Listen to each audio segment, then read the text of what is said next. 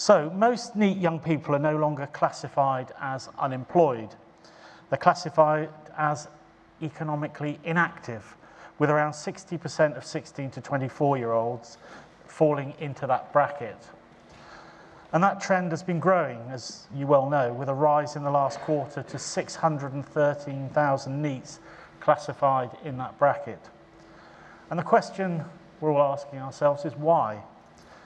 Are we seeing worsening mental health, changes in the labour market, problems with the welfare system, or is it some combination of all these three and indeed other factors? So today we're going to try to examine both the causes and the possible solutions. So no pressure panel on you at all, but I'm sure you'll be up to the task. So just a few housekeeping points. If you have questions, there will be an opportunity for anyone to ask their questions at the end of the panel session. And don't forget to share your thoughts on social media, tag Social Mobility Commission when you do so, and use hashtag Social Mobility Symposium as well. Thank you for doing that in advance. So let me begin by introducing our panelists today. First, it's my pleasure to introduce Naomi Clayton, who is the Chief Executive of the Institute for Employment Studies, an independent centre for applied research on employment, workforce and labour market. Second is Laura Savage, Director of Social Value and Partner Services at People Plus, one of the UK's largest providers of employability, skills, justice and health services. Next is Joanna Hofman. Joanna is the Director of Research and Evaluation at IPSOS UK, which is focused on youth employment, social mobility and reducing NEET rates. And we also have Jean-Andre Prager, who has an extensive policy background in welfare policy. He's previously the Prime Minister's Special Advisor covering the Department for Work and Pensions, and is currently a Senior Fellow at Policy Exchange and a Director at Flint Global. Where'd you find all the time? And last but not least on the panel is Baroness Stedman-Scott, OBE, who is a distinguished Conservative politician who served as Parliamentary Under Secretary of State at the DWP and briefly also at Cabinet Office. So let's begin with our first question and let's hear what our panellists have to say. So you've heard from my opening remarks that around 60% of 16 to 24-year-old NEETs are now classified as inactive rather than unemployed. So I'm going to come to Joanna first. Can you explain a bit about what is meant by economically inactive and what other categorizations these individuals can be categorized as? Thank you. Essentially, in labour market statistics, we have three categories. One is being employed, the other one is being unemployed, which means actively looking for a job for 4 weeks and being ready to take up a job in 2 weeks' time. And there is a third category, which is referred to as economically inactive, which means everyone else.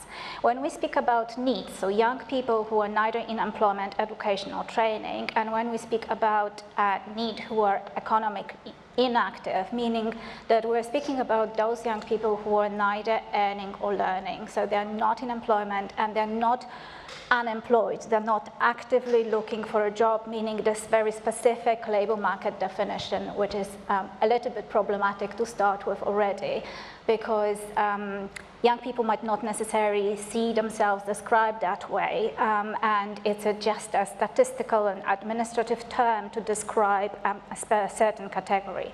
What I did want to emphasize is that actually this is not a single or homogeneous group that we're talking about, and I think that cannot really be underestimated, because we're talking about young people who might be, for example, dropping out of school, getting in a bad company, getting a substance dependence problem or a criminal justice record. But we might also be looking at people who graduated or didn't graduate, but they're continuously looking for a job but then gave up because they couldn't find any. We're speaking about people who are in transition, people who are have caring responsibilities and so on. So it's the term that maybe unjustly describe a group, but it's not a characteristic of an individual, it's just an administrative statistical term. So during this morning's panel session, it came up a couple of times that we don't really know who the NEETs are. Are we sure that these categorisations you've got really cover who NEETs are accurately? No, and that's part of the policy problem here, because there is such a diverse group of people that are categorized that way that trying to find a single solution for that group is not going to work. This is really the at the bottom line, because what I see as economically inactive is not an outcome in itself. It's the result of, and it's a symptom of many problems, and kind of roots to economic inactivities are multiple, and therefore the reasons to address that also need to be diversified. If I can come to you as the politician on the panel, Thank you.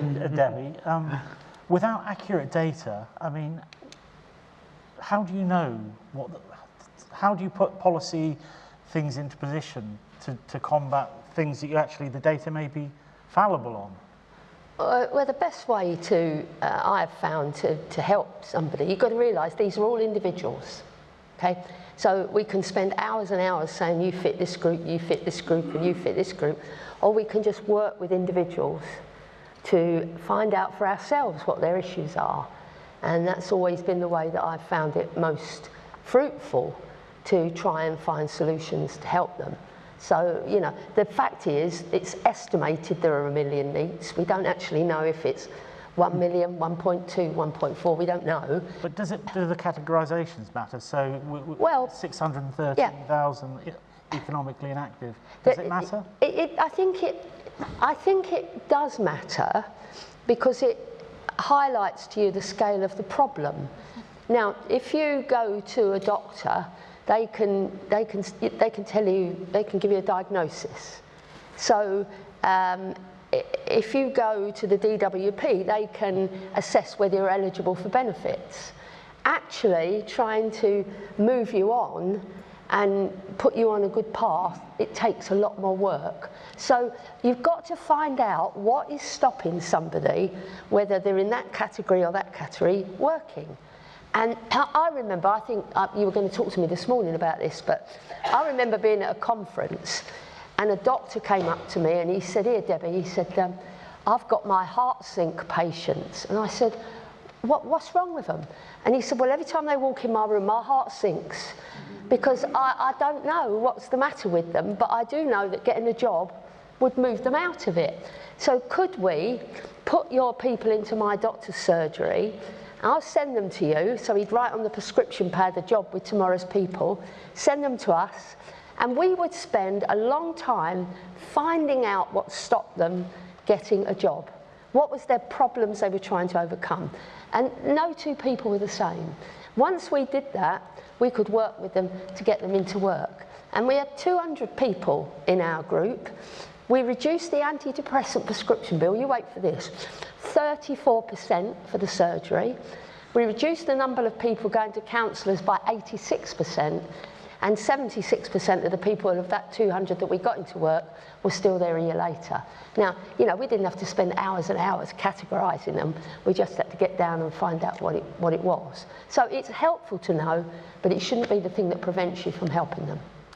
Jean-Andre, as our policy expert, has the sort of assessment process itself accelerated this shift towards more economically inactive NEETs? I think it kind of touched on what Baroness Stedman-Scott said. I think our whole benefit system, and the way we do our welfare system, is how we assess people is what you cannot do. Yeah. And so it's a very, very negative assessment across the whole piece. I mean, this goes from the work capability assessment, which is an area where people will be categorised therefore as an, you know, if you qualify on that benefit, then you'd be categorised as not fit to work. But it's across the whole piece. Even when we talk about kind of social housing, we categorise it in terms of vulnerabilities, always. And there's no, in the assessment process, we don't ever talk about anything in the positive. It's always about showing what you're incapable of doing. And I think that's the starting point where you get very, very negative outcomes, because in order to get to the benefit, you need to prove what you cannot do. Yeah. And as a starting point, that is hugely unhelpful to exactly the point that Baroness Stedman-Scott is making around trying to get people to move away from like their own categorization of themselves almost to a more positive future. I think more broadly also, and we're both in the same department, so we can both talk to this, there's a challenge around the binary nature of all these assessments. Yeah. So, you get some financial support, if you qualify for a benefit, but the DWP offer plenty of work programs, so there's an argument about whether they're as effective as they should be, but we never use the assessment process to try and passport people on to different types of support. It's very much a binary system, and that also leads to a kind of very negative process, in my view. Laura, just taking it on the whole point about things you cannot do, you'll have a very practical view of this, because obviously from your role at People Plus, you support individuals in returning into the workplace, and you partner with business on doing that. Give us a sort of view of at the sharp end of how the whole thing works. So in People Plus, we support the education within 73 prisons across the country, so very much have to look at a kind of reactive approach, but what we also try and do is support and work with organisations and employers to look at what you can do proactively too, to sort of stop that kind of knock-on effect. We have a youth charity. As I said, we do a lot within justice. We've got youth offending institutes within our estate as well, and we also support a number of the short, medium, long-term unemployment programmes, so Restart is the current name for it. I think, one of the challenges from being a provider that's there to support some of the demographics that we're mentioning, the cycles of funding becomes challenging because you build up your knowledge base, your infrastructure around that particular programme. As with all programmes, the life cycle comes to an end, and then knowledge loss happens as well. So we've tried to look at, well, how can we navigate that and have less of an impact on the funding streams and the cycles of contracts that happen. And we've tried to take our own approach and set up a kind of agnostic service of funding streams to help employers to be able to support people both proactively and reactively through pre-employment provision and forwards into work. So I think to your points around kind of learner-centred, person-centred, I wholly agree with that. Categories help because they help employers to understand perhaps why they might want to make adaptations or particular supports for different areas. There's a place for them, but actually you've got to stop and sit there with the person in front of you and look at their particular challenge. And the way that we kind of articulate it is kind of a bit like a game of snakes and ladders. We find every single person that we support is on a different board, square on that board. They will have different snakes and they will have different ladders that they need to help them with. And we've got to help them to show what can be done and also signpost them to the right provision.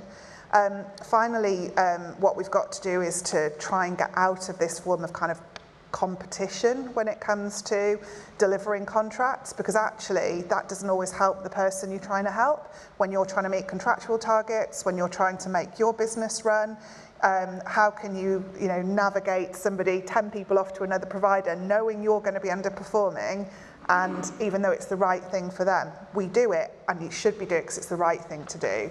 But how do we take that competition and that business element out so money's driving the right behaviours, not the wrong? Good point. You mentioned funding cycles there. Can I just be clear about what you're talking about? Are you talking about within companies, or are you talking about the funding cycles within government? So funding such as skills, so your adult education budgets will be annually procured. They're now devolved. So you've then got the national contracts, but then you've also got the devolved contracts. You've got your Restart employability programs coming to an end, Connect to Work, jobs growth. There's around 20, I think I did some research on, I don't know why I picked it, I think I just went like that and put a finger on it, but it was West Northamptonshire. They've got 22 different programs and provisions to support people into work. From those programs, there will be probably 2 or 3 providers delivering each of those programs. You've got provision there to help people, providers there who deliver the provision, and all of this creates a complete network of complexity where the employer just wants to do what they do. You know, are we asking employers, oh, is it like asking an elephant to climb a tree? Because their business is construction or FM or retail. They don't want to have to try and understand the complexities of the different funding streams. So how do we make it easy for them? Because since the new Procurement Act came in from October last year, any organisation delivering public sector funding now has a mandatory social value element to it. There has never been a better time to help employers to show what they can do.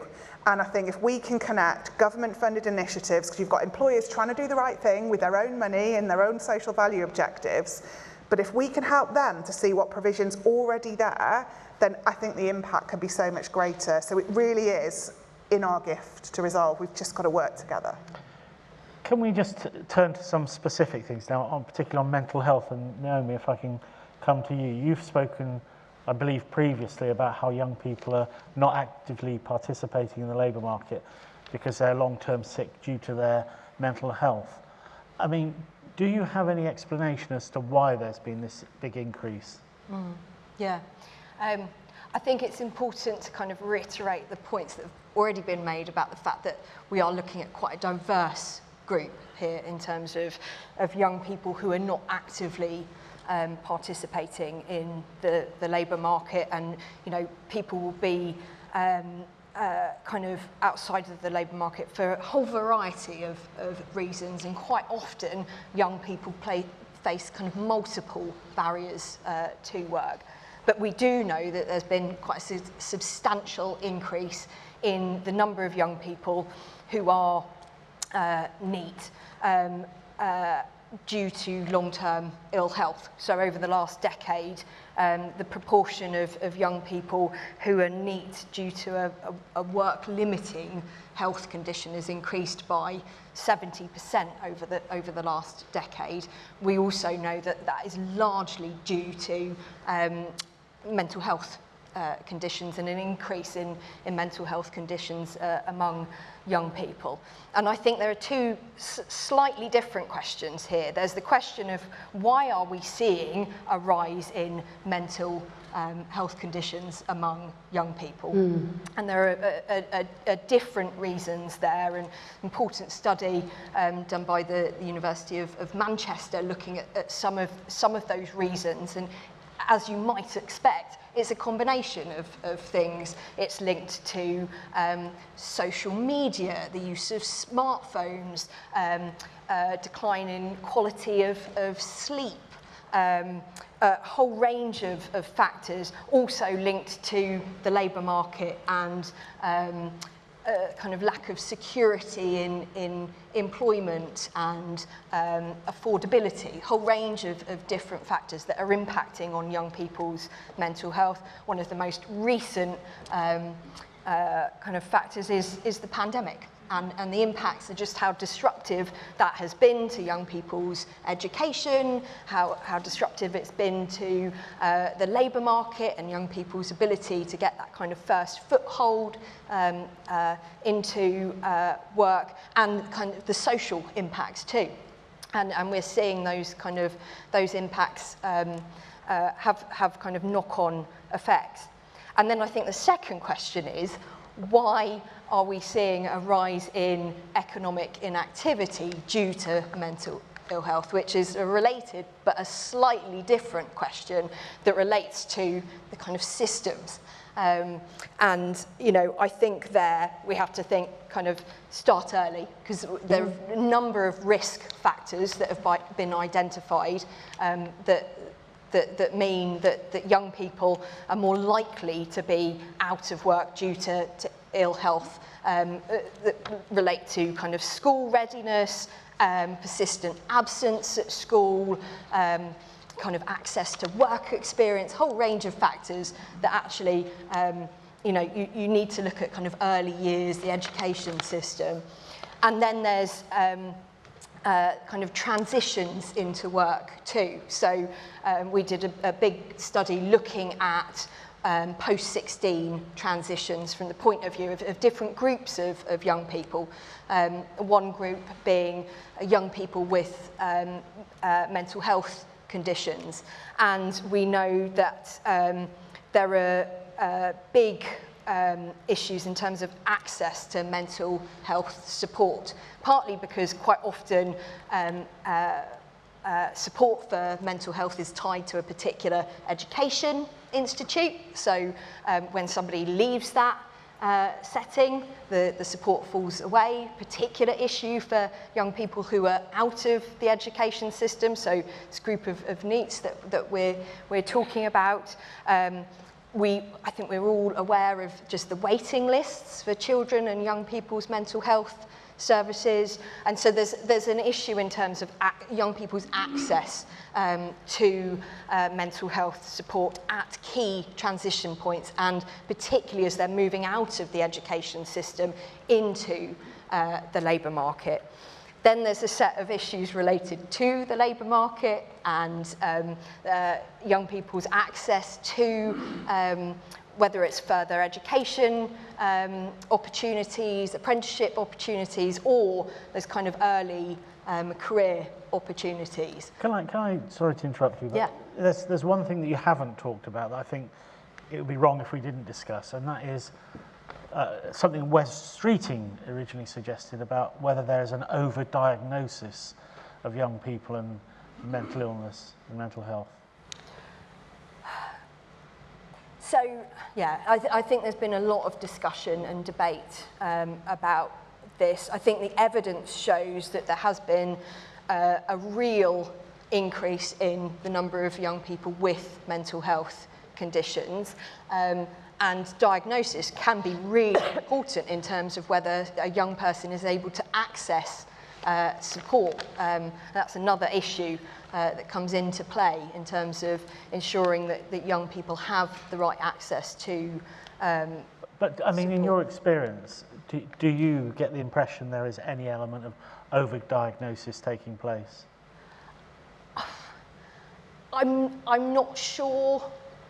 I'm not sure that is the case, and I think it detracts potentially from the very real issue that we are facing, that a lot of young people do have different mental health conditions. And when we're thinking about the response to how do we support more young people closer to the labour market and to access different kind of work and learning opportunities, how does mental health come into that?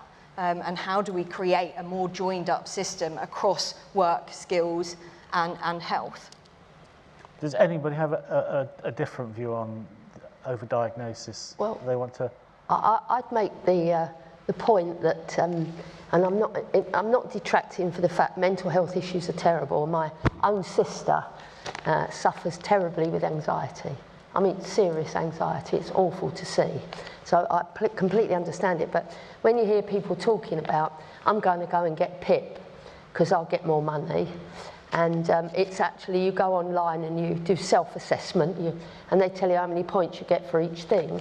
I do absolutely believe that there are some people who self-diagnose and who do it to get more money. I don't doubt that at all. I'm not saying everyone, and I'm not making light of the fact of those people who really do suffer. Therefore, that is why we have said, you know, in COVID, to get the help that people needed to them quickly, we didn't do as many face-to-face assessments as was practical. That's now kind of accelerated even more. But I think going back to personal meetings to assess people's, you know, and find out what it is that's not helping them is much better, because then you can get into the conversation of how can we overcome that. I'm not sure if I'm directing this question at the right person, but I'll start with you, Joanna, and I might come to you secondary. But what do you think the DWP needs to change in their approach to get these individuals back into work? Thank you. I think that's a really good question. I guess my take, and I don't want to sound repetitive, is that if there is one thing that DWP should be doing, and I think to some extent, and to a lot of extent they're already doing it, is not to consider this group as a homogeneous group, and not offer just a kind of a simplistic employment support programs that help people write CVs and help with job search, because that is a very narrow kind of understanding and approach to supporting people into work. I think in particular in the case of young people who are NEET and who are economically inactive, I think it becomes more of an issue to try to understand why they're not participating in the labor market. And the one thing I wanted to mention briefly is that obviously terminology is not very helpful. It is binary, as you very well pointed out. And it's not necessarily how young people describe themselves. And in fact, there is kind of a trend to move away from describing this group as economically inactive to being outside of the labor market, because someone who's offering full-time care for their parents or siblings or spouses is very actively involved, but it is not a paid job, and that's what we're looking for in kind of majority of the cases.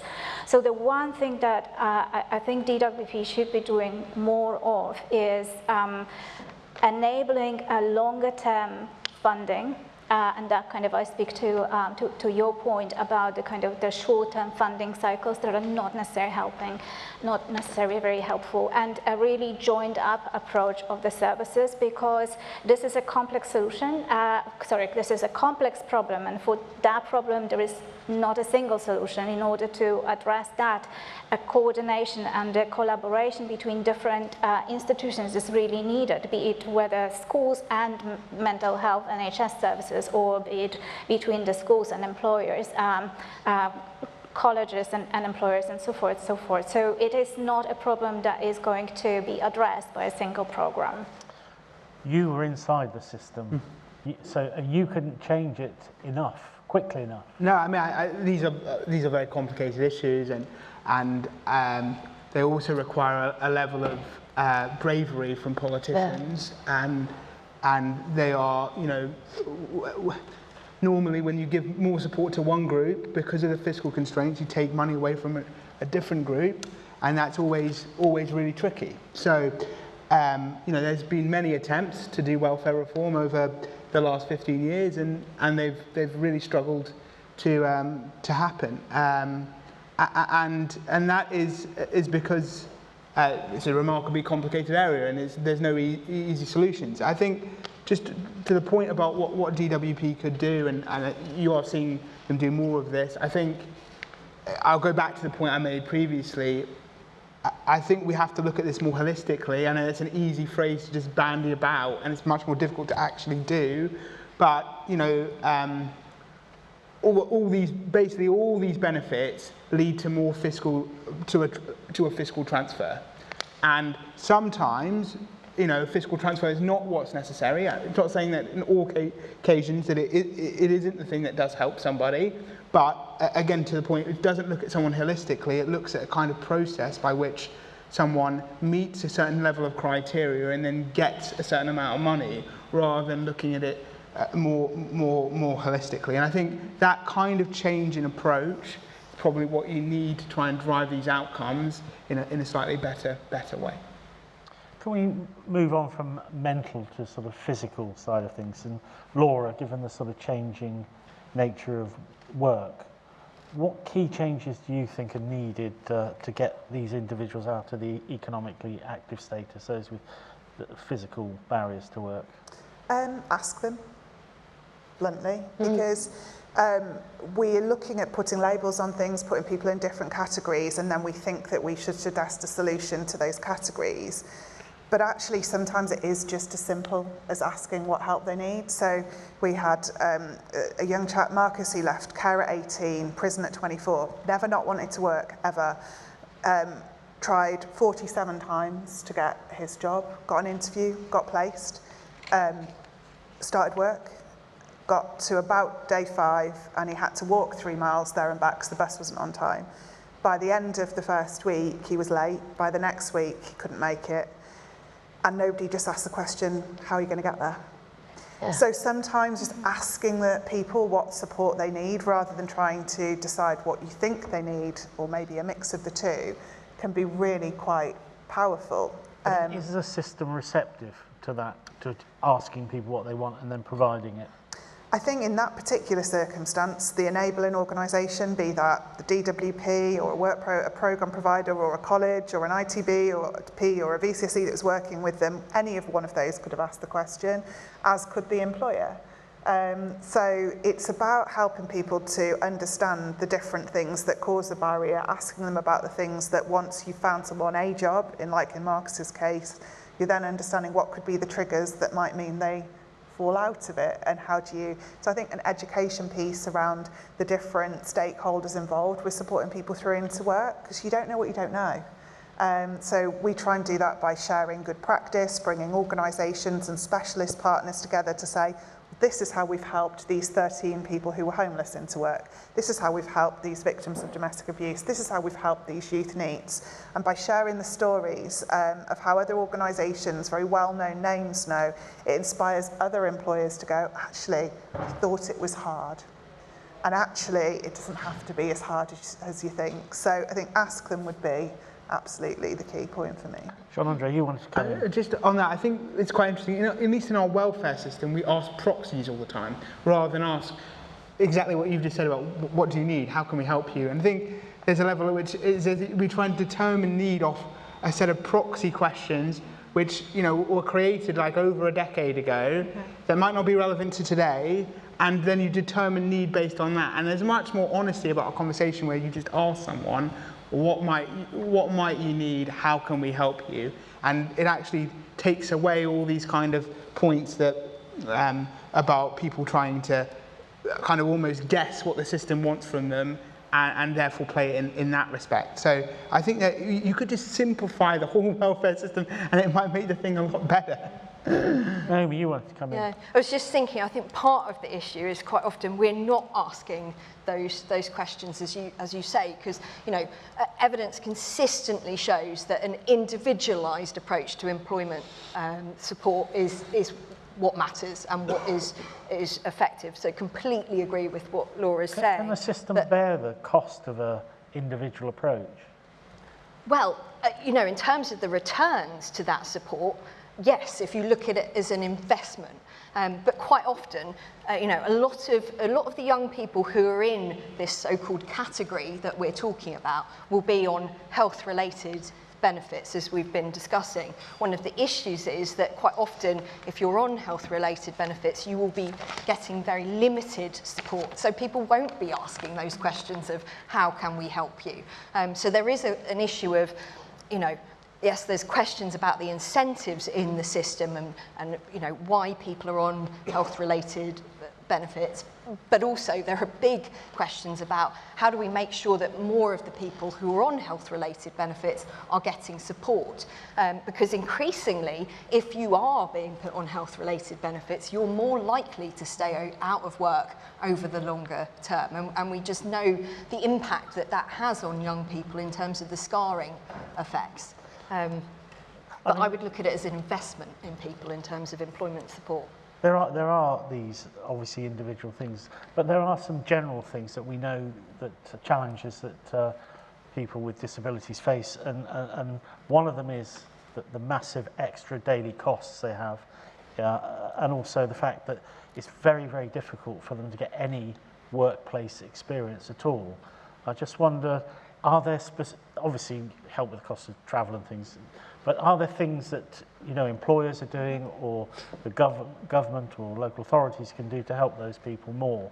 There's another funding stream that's called supported employment, and helps employers to look at maybe job carving elements where it might not be the whole job be suitable for somebody, but actually sections of it could. We've got a few amazing employers on our advocacy group, one being Nuneaton Signs, another one RNIB up in Glasgow. We went to meet them, and Nuneaton, I think it's 68% of their workforce are physically disabled, and the same with RNIB up in Glasgow. And we saw a gentleman just making a wardrobe. He had no arms, made it with his feet. And you're just like, if the lady on reception was completely blind, they just put a piece of like rope through with to the different doors. She didn't need, there are so many things that you can do, and I think it is about showing good practice, rather than saying these are the figures, this is the impact, this is the challenge. This is what you can do in this situation. Show people what good looks like, and then more people can see the opportunities of what they've got available. In terms of the kind of impact of, you said the cost, can we afford not to do it? Because at the minute we're spending thousands. So just in employment and skills, about 20 billion spent on employment, skills provision, employability, activity, all absolutely with the right intent. But at least 10% of that will be providers having employer engagement people knocking on the same employer doors wanting to work with them. So how much are we perhaps wasting? And this is where some of the social value metrics come in. I'm not a massive fan of the proxy values of social value, because I think in a bid it incentivises the wrong behaviour, because they try and get to a high number and just add another apprentice on and that'll get us to this number. But they are helpful to show things that are more impactful than others. So, somebody who is unemployed, you're getting them into work and they sustain, that's circa 15 to 16k in social value. You then add on them being a care leaver or an ex-offender, those who've lived experience of the criminal justice system, you're getting up to 24, 25, 26k. So I think it's about looking at the cost versus the benefit.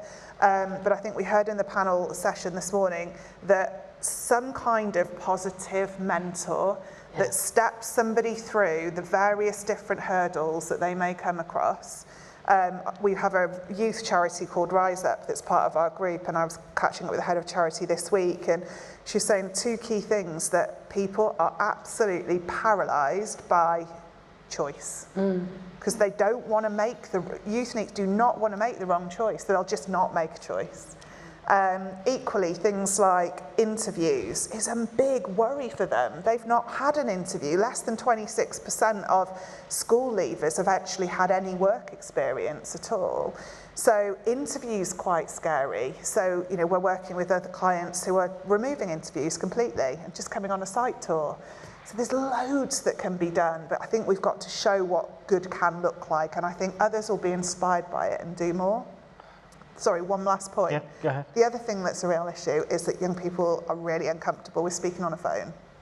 They've only ever texted, they've just not. The other thing is that time to hire and recruitment is one of the only sectors that has been negatively impacted by technology, because time to hire over the past 10 years has doubled, because the AI and the tech helps to screen people down. So the problem with the AI in the screening process is that it's a bit like if you apply for a credit card or a loan and you get rejected for a reason, you apply for another, you're more likely to. That is exactly what happens with a lot of these recruitment platforms. So the same people we're trying to help are now even more each time they apply for a job, more disadvantaged. So I think there's some technology solutions that we can have for it, but we're in an exciting time, lots of opportunities, share good practice, and coming together and collaborating has got to be the way forwards. Joanna, you wanted to come in quickly? Very quickly, because you kind of touched the nerve about the kind of expensiveness of the programs that are personalized. I mean, I couldn't agree more with Naomi and colleagues. Yes, some personal-centered interventions can be quite expensive, but no one is really talking about it, but it's a particularly important issue for me, because when we are speaking about needs, most of the need people are actually long-term need. And what we do know is that this has a very scarring effect further down the line, not just their lives, it's the lives of their children. We are actually speaking about this generation and the next generation of people, and it couldn't be emphasized more. This is a really important policy problem that is worth investing for, especially for those really hard to reach and difficult groups. Naomi, there's been some criticism of employers and their inflexibility and their sort of failure to adapt to the individual. Do you think that's fair, or do you think? Yeah, I mean, it's a good question and an important one. I think, historically we've tended to focus on the individual and barriers that individuals are facing, and less on employers, and you even see that in some of latest kind of changes and reforms, and the degree to which employers are thought about as part of the wider system. But obviously, kind of employers play a really important role in terms of their recruitment practices and how they're recruiting, the design of different jobs, and kind of how flexible they are. A lot of the current government's ambitions around youth employment are dependent on employers and employer practice. And I think a lot of employers, are either already, kind of offering kind of flexible opportunities and adapting jobs. Other employers, are really quite positive about kind of taking on young people, but perhaps need more support to think about, okay, what do we need to do to make sure that our jobs are accessible to young people, and that we are kind of diversifying our pipelines and talent pool. But yeah, they need more support. So there's kind of issue of what the incentives for employers, but also what support is there for employers who are kind of grappling with some of these issues. Debbie, we've spoken a lot about what can be done to help individuals, but in your opinion, how do we empower the individual to take agency over their own lives and move closer to the labour market? Isn't there something to be said that people should do more themselves? Well, I guess it's a matter of trying to help people become resilient rather than reliant, trying to help them become independent rather than dependent. And it does depend on their personal circumstances. If you live in a home where nobody works, they won't be telling you to go out and get a job because life's going to be better for us. They're going to say, look, don't worry, we're all right. We can pull everything. And so it's working with them to give them a sense of purpose and destiny. And that comes from, individual interaction. And we should be through the education system. I'm not a teacher, I didn't go to school much, to be truthful. It didn't suit my needs, But, it's the education system somehow where we should, incubate this, self-reliance and self-preservation that we should get. And, put them in the driving seat.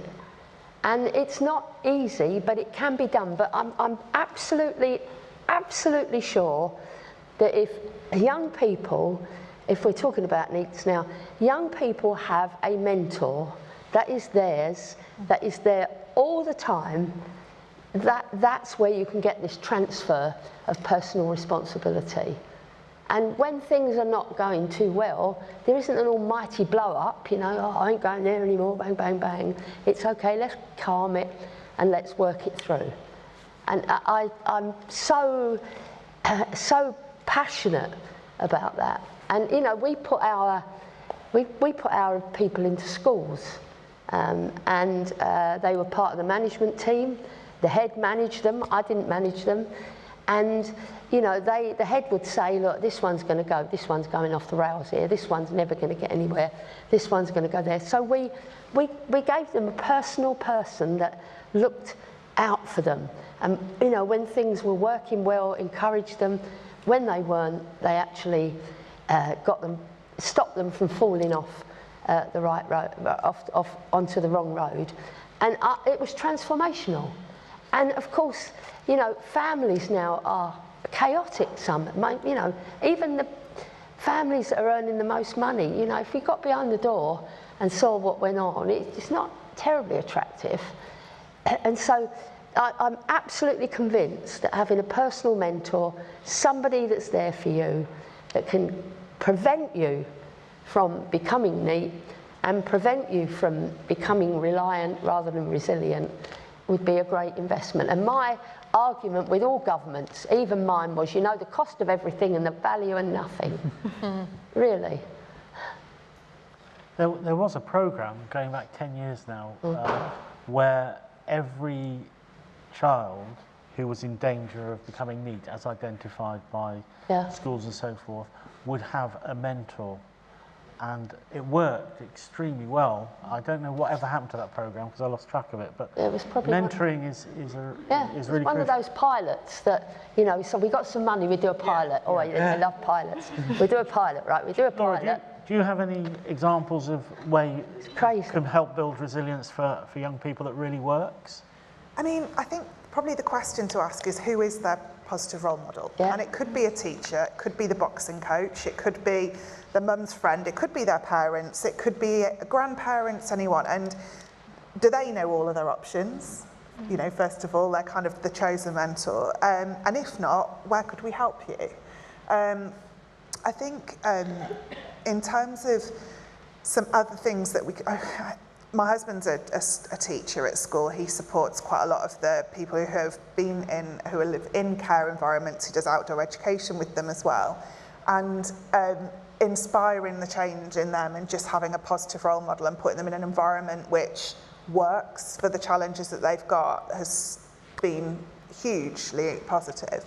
But one of the issues with schools is you go to school, you go to uni, you do your PGCE, and you go back to school. So how are we helping teachers to know broadly what is available for them to better support learners in their school? Thank you. Right, well, we've come to the part of the session where I'm going to open it to questions from the audience. So you've had it pretty easy from me. Let's see what the audience have got to say. I can already see a few hands going up. So if you wouldn't mind saying who you are and the organisation that you're either representing or otherwise. So I saw the chap in the white shirt. Someone's got a microphone, we'll bring it round. James Kimball from Apprentigo. My question, I think, is more for Naomi. I just wanted to revisit the point about supporting young people with health conditions into work.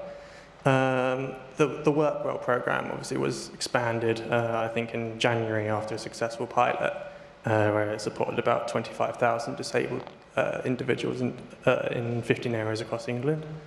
I'm just wondering, is the Work Well programme a good example of how we could successfully support NEETs? And if so, should we focus more on utilising existing provisions rather than spending months creating new support programmes? I think this is where kind of data and evidence is important in terms of making sure we understand what works and why, and investing in the things that work. There's kind of ongoing evaluation of Work Well, which I think is really important in understanding its effectiveness. There's a lot of evidence behind those types of programmes as to why they're important and effective.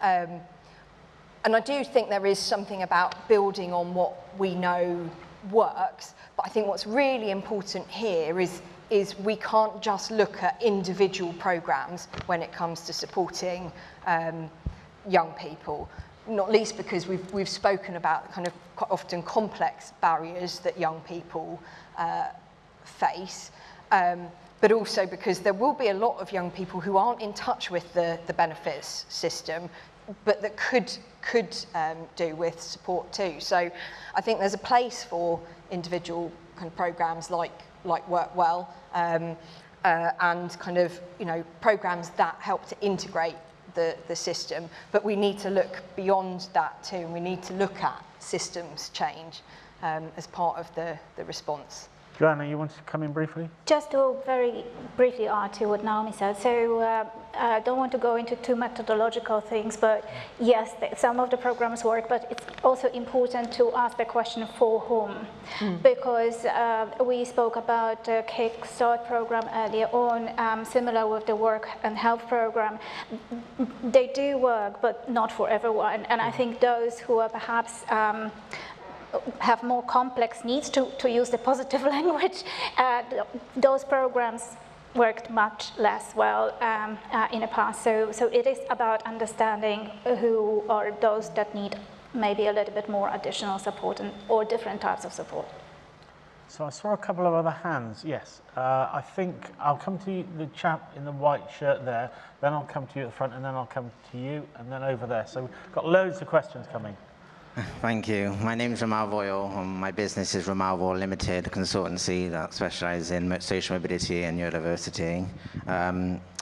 It was interesting what's been said. However, I got to say I'm maybe a bit disappointed. PIP's not an unemployment benefit.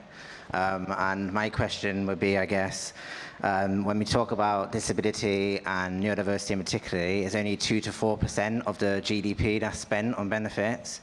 And my biggest question would be, how do we move away from stigmatizing people with disabilities, neurodiversities? Because I think there's a huge misconception that we still need to overcome. So if you're NEET, for instance, and you're volunteering, or doing other work as a carers, how do we break the stigma? And I think we've got to be really, really careful, I guess, in terms of some of the language and how it's framed, because there's a whole misconception that we're still trying to battle against, let alone the social mobility to get people in the workplace and then progress. I'm not entirely sure that was a question, but Jean-Andre, I think the policy... I'll try and give some basis to the point made. I do think the way we discussed disability in our society is extremely unhelpful.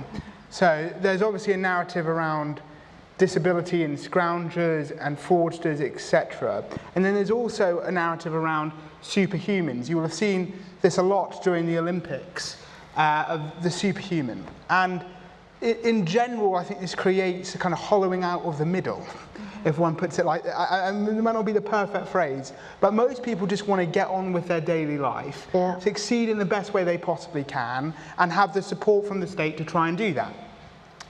And they don't and all these notions around and these kind of emotional phrases, I think, deviate from that important point and create a kind of othering, if I'm honest, about disability, which I think is extremely unhelpful to making progress on the kind of points you've made around getting more disabled people into employment, or et cetera, et cetera. And I think the general narrative around this, it has not led to a hugely informed or indeed positive and better discussion around issues that people face. Most people just want to go to the cinema on a Saturday, live a normal life, and the way we discuss this stuff is not hugely helpful in that endeavour.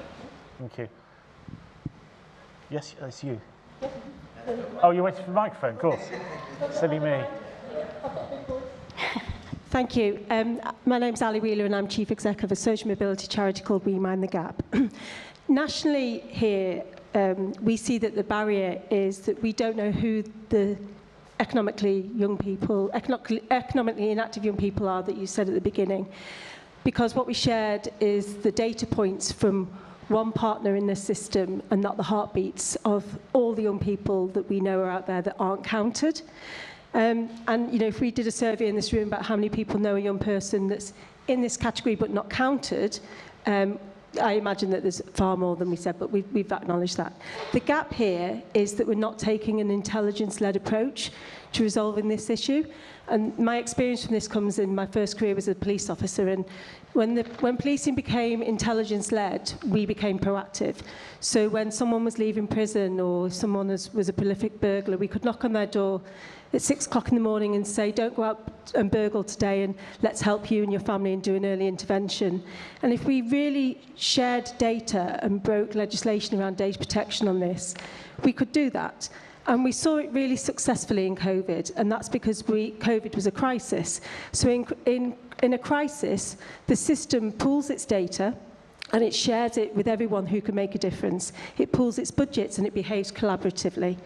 And therefore, if we behave like that and created this economic inactive and NEET crisis, however we have to label it, because we do awfully have to label it to get any action going, we could find this group of young people and we could ask them what they want and need. And locally, we're doing that, but it's really, really tough because we get the barriers of, we can't tell you where these young people live because of data protection. But I tell you what, you can come out with us and you can knock on the doors, but you need to come at 9 o'clock on a Monday morning to the bring your trash out day. So we did that locally with 22 young people that we'd identified on the DWP list, and we knocked on their doors at 9 o'clock in the morning on a Monday morning. And how many of young people do you think answered that door? None. Because it was the wrong time to knock on the door and the intelligence was wrong. What we needed to do was go out at 8 o'clock on a Friday night in a pizza van for weeks after weeks after week, or we needed to find the matriarchs on the housing estates. So my point comes back to you, what you said, John Andre, that how do we create brave leadership around this, which is what's needed to call this a crisis that it is, so that we can break legislation that's needed and we can all do what's right. Go ahead. Oh, brave leadership. Okay. No, I mean, I think it goes to the Alan Milburn review. The initial findings of his review, or his preliminary report that he published a few weeks ago, which is, I think he said this best: you make it a cause.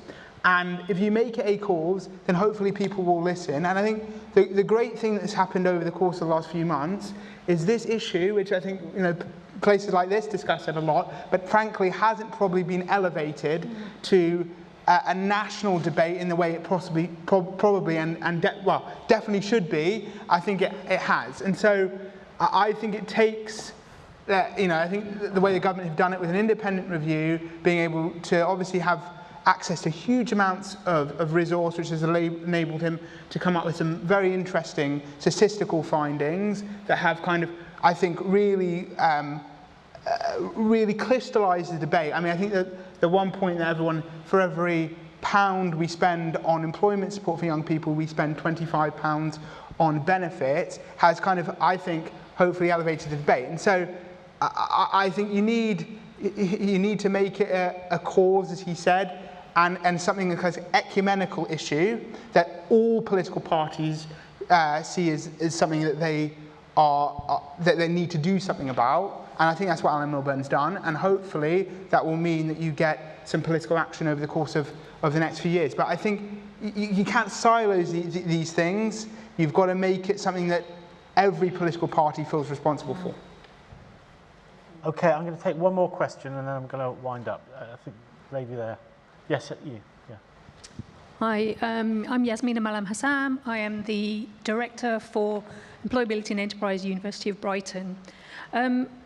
It's really interesting to me because actually the big debate is around productivity in the country at the minute, and young people are the engine of that productivity. I'm very fortunate that the young people that I work with have got over one barrier in that they've got to university. But what I notice is that even if they've got over that barrier, they still have a lot of financial, familial, systemic barriers to go through before they actually make it into employment. And these are the lucky ones. What really interests me is that all of you have talked about individualised support being the solution. As a head of employability and enterprise, I concur. It absolutely is. But I can tell you that I don't have the budget to do that. No. My institution doesn't have the budget to do that. My region doesn't have the budget to do that. The country doesn't have the budget to do that. So I'm really curious about how we create a cross-party, pan-government initiative to recognise that young people are the engine of productivity and to create the investment needed centrally so that individual organisations, whether they be charities, universities, schools, don't have to make the investment for the investment in the country to be realised. Thank you. Does anyone want to take them on? I mean, I couldn't agree with you more. Individual, yes, and it requires funding. One thing we're not very good at doing is actually identifying what we're spending money on and what we're getting for that money. And sometimes we have to stop doing things because they're not giving us the return that we need. And I think the first place to look is what can we stop doing, difficult though that is, to release more funding to do what we know will work. And then the other thing is there are other ways to fund activities like this which do not require the government to put their hand in their pocket.